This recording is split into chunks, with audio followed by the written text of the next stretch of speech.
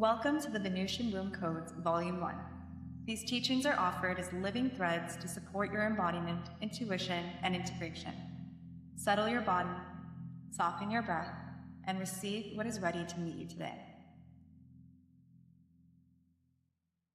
Hello, everyone, and welcome to the Venusian Womb Codes, Volume 1. This is the third transmission out of 6 that we have to share with you, and we're going to be diving into the code of the Soma. So let's get right into it. Full transparency before we dive into this slide. We're feeling like silly geeses today, and recording this code is actually really challenging because we're noticing that to speak about the Soma, you have to be in the Soma. And there's like this whole dance that's taking place of we're jumping into our heads to make sure we're giving the right, or you know what, I'll speak for me because this is happening for me. I'm trying to give the right information and then getting frustrated that this isn't coming from the body, this is coming from my head. So there's this whole little thing happening behind the scenes of this code that I think is funny to share because this has been a thing. So Yes. Today we're talking about the wisdom of the body, which Soma means body, if you didn't know. And when we're speaking of the body, the Soma, we're also speaking about the nervous system. And there is so much hype around the nervous system on social media, in therapy spaces, coaching spaces, all the spaces. And I think it's really important to understand what is meant by nervous system regulation. And just understanding what the nervous system is. So the nervous system is, think of it as like our body's headquarter that's responsible for 2 states, the rest and digest state and the fight or flight state.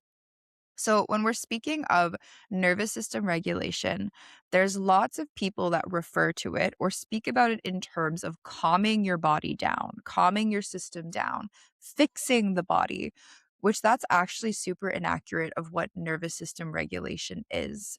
And also the word regulation itself, we have struggled with it in the past. It feels like there's something that needs to be fixed about yourself. Nervous system regulation really is just the capacity to understand, to meet, to make sense of, and to respond to whatever state your body is in, not in terms of fixing it or changing it, but in terms of just noticing what is coming up, what's here, and what might be needed. What are my needs in this moment? And to do that, to regulate your nervous system, the first thing you have to do is attune to your nervous system. So attunement is a huge piece of regulation because it comes first. And without it, you wouldn't even know how to respond to whatever's coming up in your body.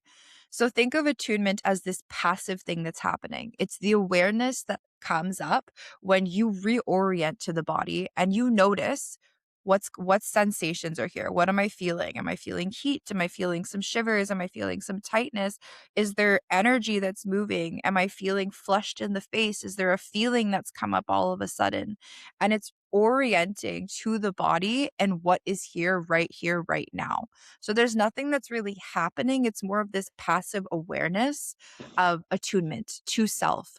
And there is a sense, one of our senses is responsible for this attunement, and it's our sense of interoception. And interoception is simply the noticing, the awareness of the sensations within the body that are present. So this is a skill. This is something that could be learned and refined and practiced, the attunement to self, which then also helps attunement to others. That's a whole other conversation. But attunement to self is the first thing you need for regulation, to be able to respond to what your body needs, is doing, and how to take care of it. Because again, regulation isn't about calming yourself down or fixing yourself. It's about noticing what's here and how can I take care of that. If I'm sad, maybe I need to have go have a good cry, not to change, just to honor what is there, to orient to those sensations. If you're angry, maybe you got to go in the forest and hit a few dead trees with a bat. If you're That's been trialed and tested. if you're feeling frustrated and things are just not, maybe you got to go throw a tantrum.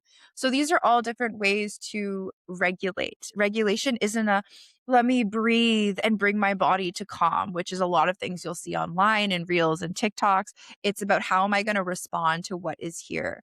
And in doing that, in noticing what state you're in, what the activation of your body is, you are given so much more autonomy, so much more choice on how you are choosing to respond in your day to day experiences, as opposed to reacting to the sensation and those bodily sensations, feelings, emotions that take over and do something unconsciously or do something that you're not actually wanting to do. There's no choice if you're reacting as opposed to responding to what your body is doing. So, attunement is learning the language of your body, and it's really important to understand the difference between attunement and regulation so that you have more choice and that you know attunement comes first.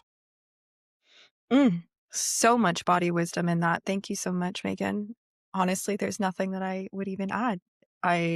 It's honestly having the discernment between attunement and regulation has been an undeniably supportive practice in the process of just coming into right relationship with self and really learning how to hold that space for yourself and really just being open and curious to being present with what is without needing to judge or fix or change it immediately, and just being able to be in that attunement stage without that reaction and immediately going into that like fixing. And I find that like when you're able to actually stop and attune, then you're able to know how to regulate even better because you've taken that time and it's not coming from that immediate reaction. Well, that's how you regulate. Because if you don't attune, you can't regulate. Then, yeah, I mean, I guess you can logically think of what could be supportive for regulation, but it's not truly honoring what's actually coming up in the Yeah. body if we're coming at it from the mind. The mind doesn't know what's best for the body knows what's best. Yes. Because then it wouldn't be regulation. Yes. It'd be Yes. analyzing. It would be body analysis. So, with actually going into that, we're going to go into the shadow, which is about disembodiment. So, it's really not connecting to the body in these moments, not having that attunement process. And one of the main shadows of the soma is it teaches us to actually mistrust these sensations of our body.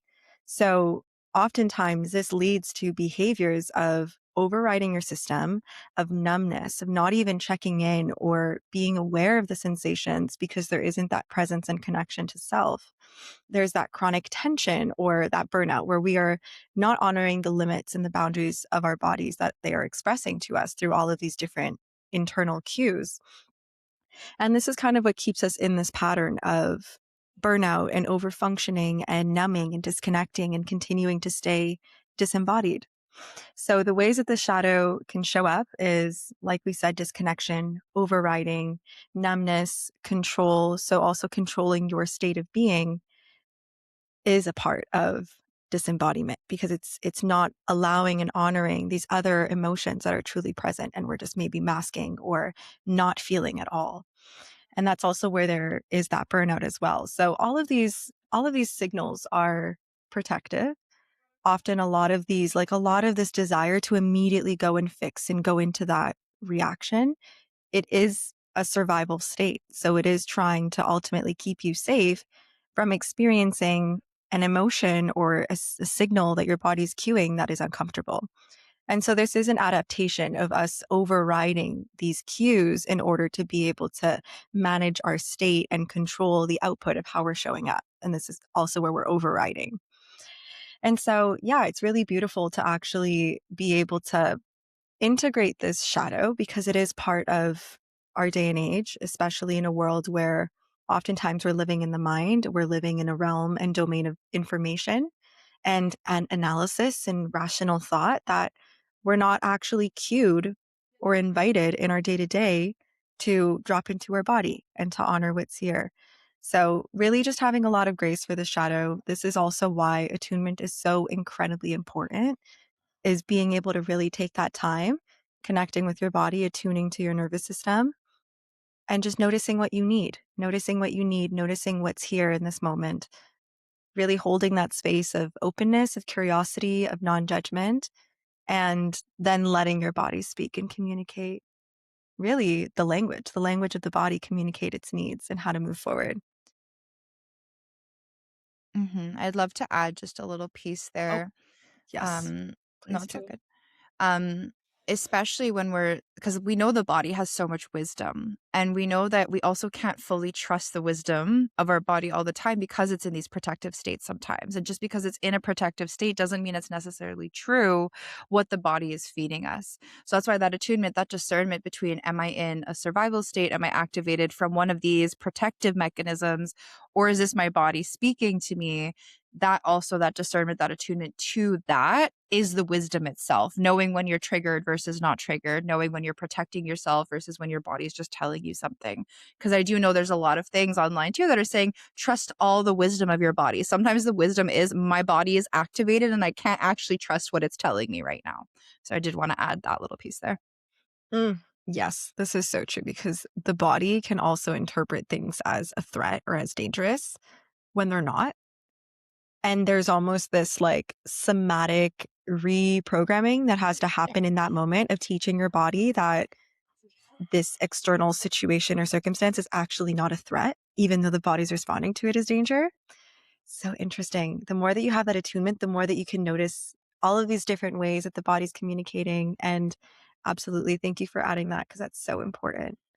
Not trusting everything that your body is telling you, also recognizing whether you're in a state of activation or in a state of, really just maybe more neutrality and presence.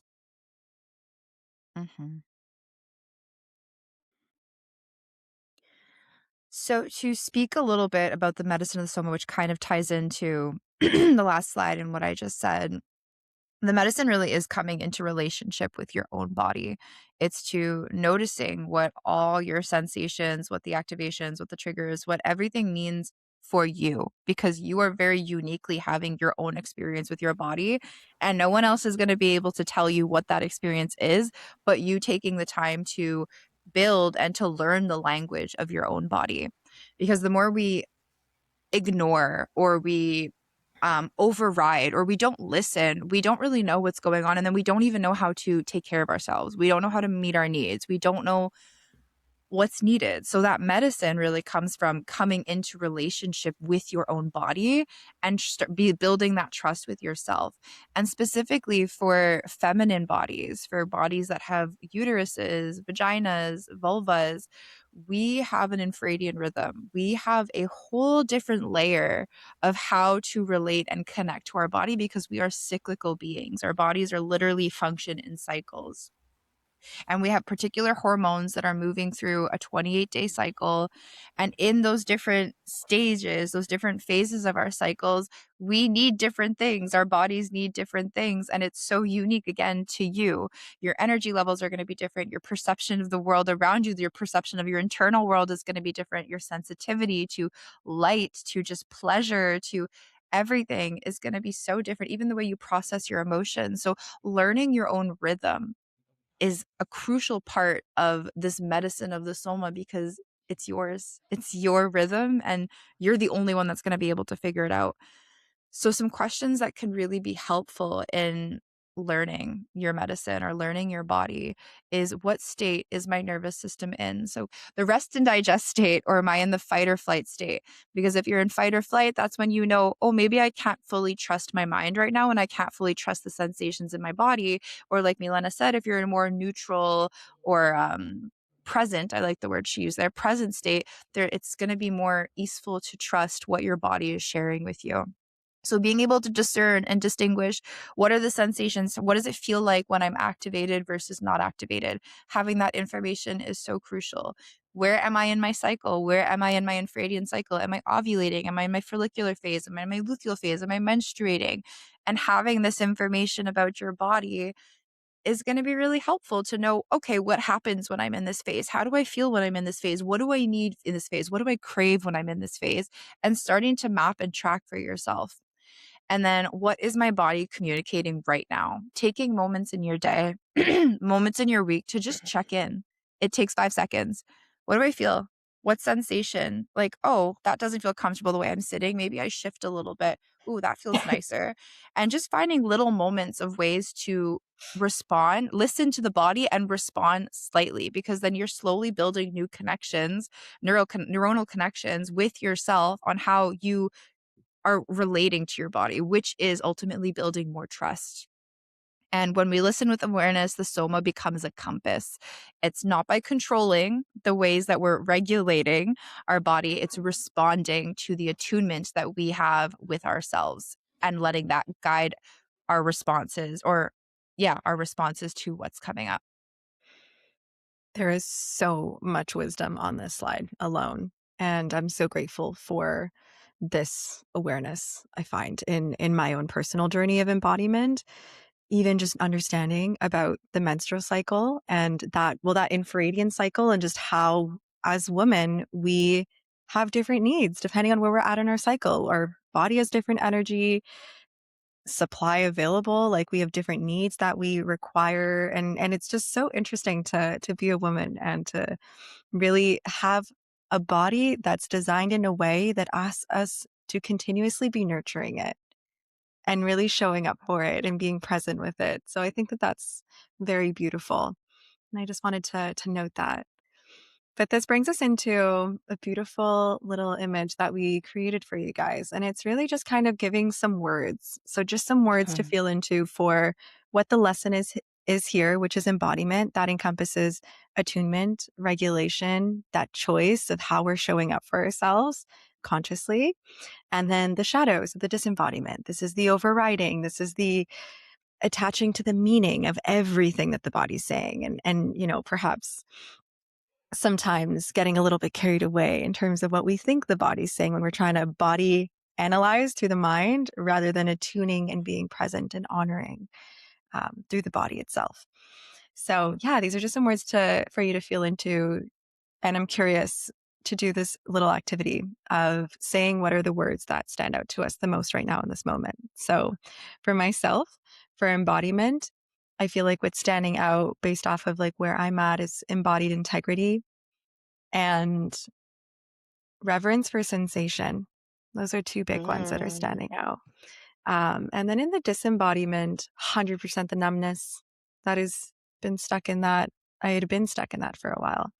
And the override, the self abandonment, the people pleaser, that can come up for sure. And I'm curious, Megan, if there's anything that out of these two that stand out for you. So in embodiment, it's definitely attunement and relational safety. Mm. And the disembodiment would be the self-abandonment, the, where did I see it? I just said that, self-abandonment twice, the functional dissociation, and the hyper-productivity. Yes, yes. I mean, I feel like we could relate to all of these, but for everyone Definitely. for everyone listening, I'm curious about which words that are here stand out for you right now, and recognizing that like these are all giving words to different layers of the same essence. It's the same code, it's the same wisdom. So depending on, where you're at in your own personal journey, we tend to cycle, we tend to spiral and cycle through these lessons again and again and again.